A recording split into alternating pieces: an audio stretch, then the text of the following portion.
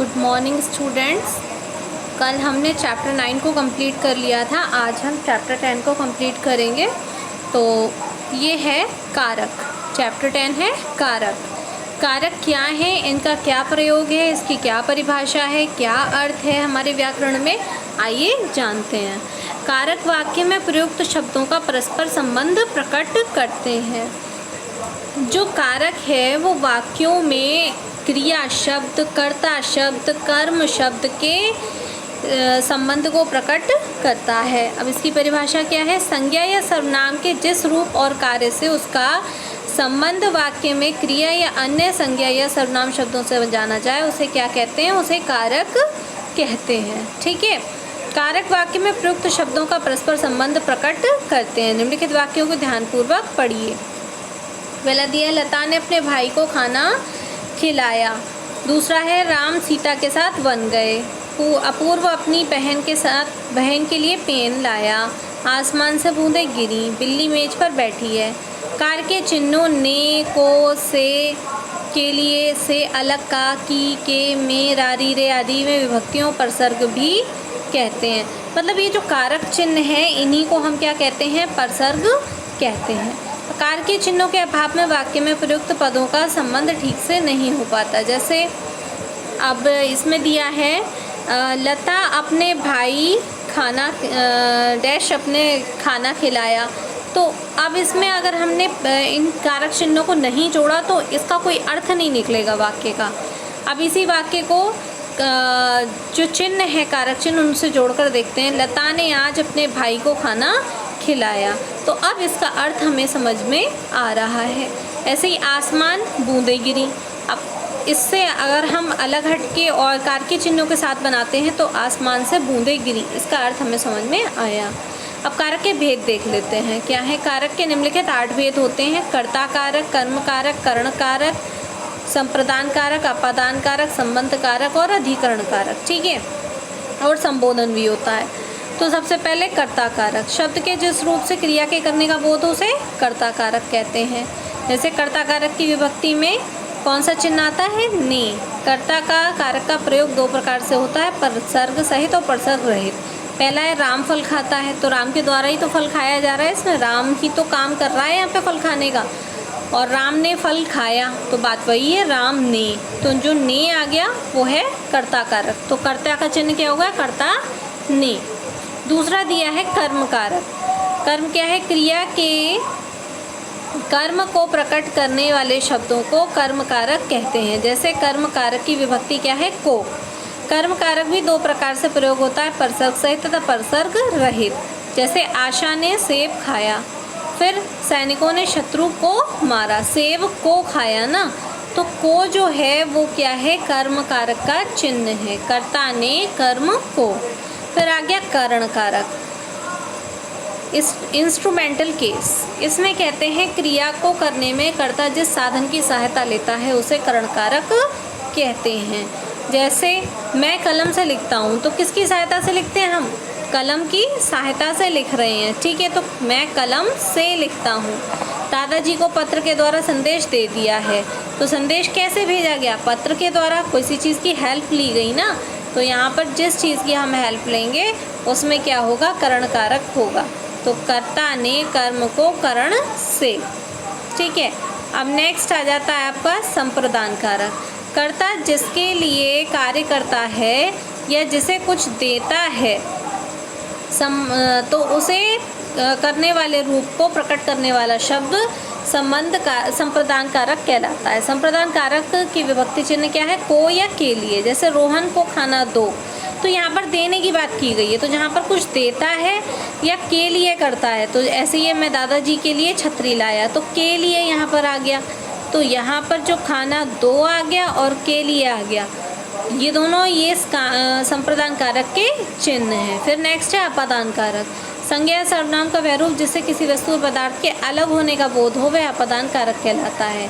इसका चिन्ह क्या है? से। और इससे पहले चिन्ह से किसका था? करण कारक का। लेकिन उसमें क्या था? साधन। इसमें क्या है? अलग होना। मैं कह रही हूँ इस पेन से मैं कैप को अलग कर रही हूँ। पेन से की, पेन से अलग की, तो यहाँ पर क्या हो जाएगा?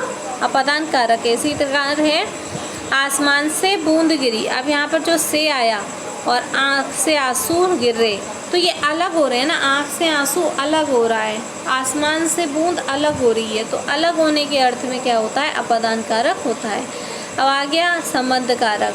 संज्ञा या सर्वनाम के जिस रूप से उसका संबंध दूसरी संज्ञा से प्रकट होता है वहाँ संबंध कारक होता है। जैसे का, के, की, रा, रे, री, ना, ने, है ना। जैसे गांधी जी की बातों में ताकत थी, तो गांधी जी की, किसकी बातें, गांधी जी की बातें, तो जो बात है उसको हमने किससे रिलेट किया, गांधी जी से, तो इसको संबंध जो है वो जेनेटिव केस यानी कि संबंध कारक कहलाता है। यह शेर का चित्र मैंने बनाया, तो का चित्र, शेर का, ठीक है, तो परसर्ग क्या हो गया इसमें, का।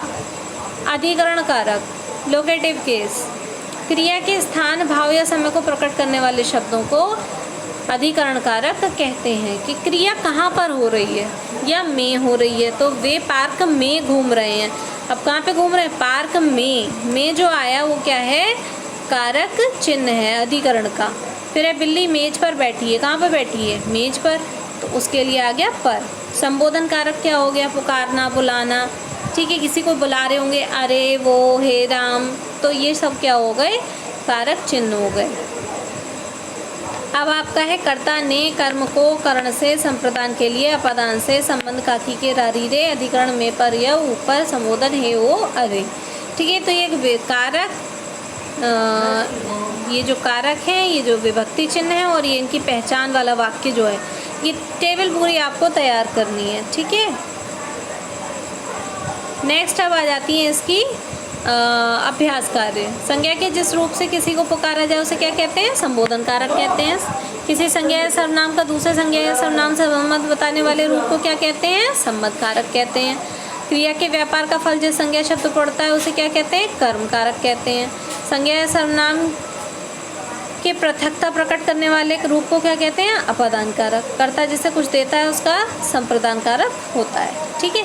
अब इसमें से सही को चुनना है।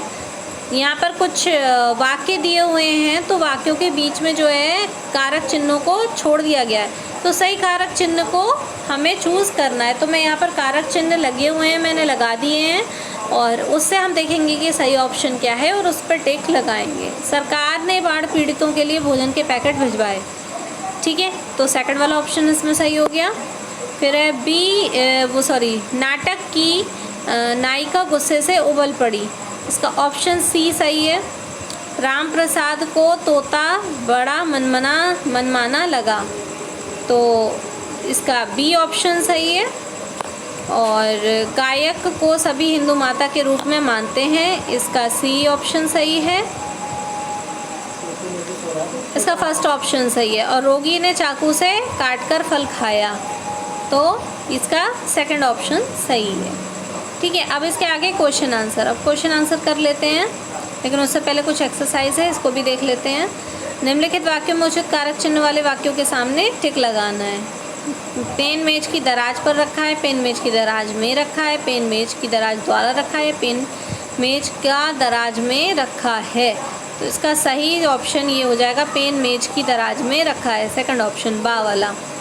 दूसरे का जो दा ऑप्शन है, आज कार्यालय का अवकाश है, ये सही है। तीसरे का पहला ऑप्शन, सेठ जी ने भिखारी को पैसा दिया, ये सही है। चौथे का दूसरा ऑप्शन, लड़का पत्थर से आम तोड़ता है, ये ऑप्शन सही है। बाकी वाक्यों को पढ़ के आप देख लेंगे कि क्या गलत है इसमें, ठीक है।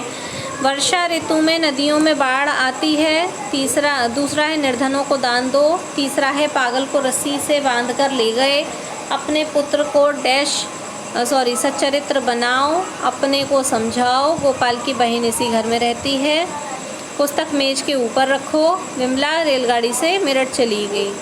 तो ये सब क्या है, ये कारक चिन्ह परसर्ग लगा दिए गए हैं। अब आ गया स्थूल पदों का कारक बताइए। अब जैसे पहला मैंने किया है आपके लिए, नाव नदी में डूब गई, नदी में, अब इसमें कारक चिन्ह कौन सा लग रहा है, में, तो में जो है वो क्या किसका है, अधिकरण कारक का है, तो अधिकरण कारक हम इसके आगे लिख देंगे, ठीक है।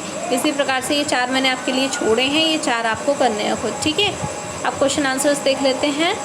कारक किसे कहते हैं, संज्ञा या सर्वनाम के जिस रूप और कार्य से उसका संबंध वाक्य में क्रिया या अन्य संज्ञा या सर्वनाम से जाना जाए उसे कारक कहते हैं। दूसरा आ गया कर्ता कारक विभक्ति रहित व सहित को सविस्तार समझाइए। कारकीय चिन्हों के अभाव में वाक्य में प्रयुक्त पदों का संबंध ठीक से स्पष्ट नहीं हो पाता है। जैसे विभक्ति रहित हो गया आसमान डैश डैश डैश बूंदें गिरी, और जब हम इसमें विभक्ति लगा देंगे आसमान से बूंदें गिरी तो हम इसका अर्थ पता चल जाएगा।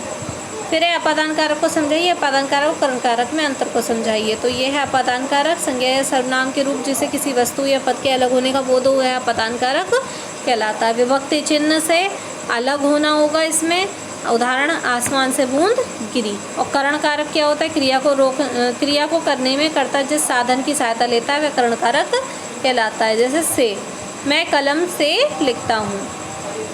अब अगला क्वेश्चन है परसर्ग अथवा कारक चिन्हों से आप क्या समझते हैं? सभी कारक चिन्ह लिखिए। तो कारकीय चिन्हों को ही परसर्ग हम कहते हैं। कारक ये लिखे हुए हैं और कारक के चिन्ह ये लिख दिए गए हैं। नेक्स्ट संप्रदान कारक किसे कहते हैं? उदाहरण से समझाइए। कर्ता जिसके लिए कुछ देता है या कुछ कार्य करता है उस करने वाले रूप को प्रकट करने वाला शब्द संप्रदान कारक कहलाता है। जैसे चिन्ह हो गया के लिए या को, ठीक है। उदाहरण, मैं दादाजी के लिए छतरी लाया हूँ। तो के लिए जो हो गया इसमें संप्रदान कारक का वो हो गया चिन्ह। तो ये चैप्टर आपका कंप्लीट हो चुका है, ठीक है। इसके ये क्वेश्चन आंसर्स को अपनी नोटबुक में नोट कर लीजिए, ठीक है। और बाकी टेक्स्ट बुक एक्सरसाइज वर्क को भी कंप्लीट कर लीजिए। Thank you.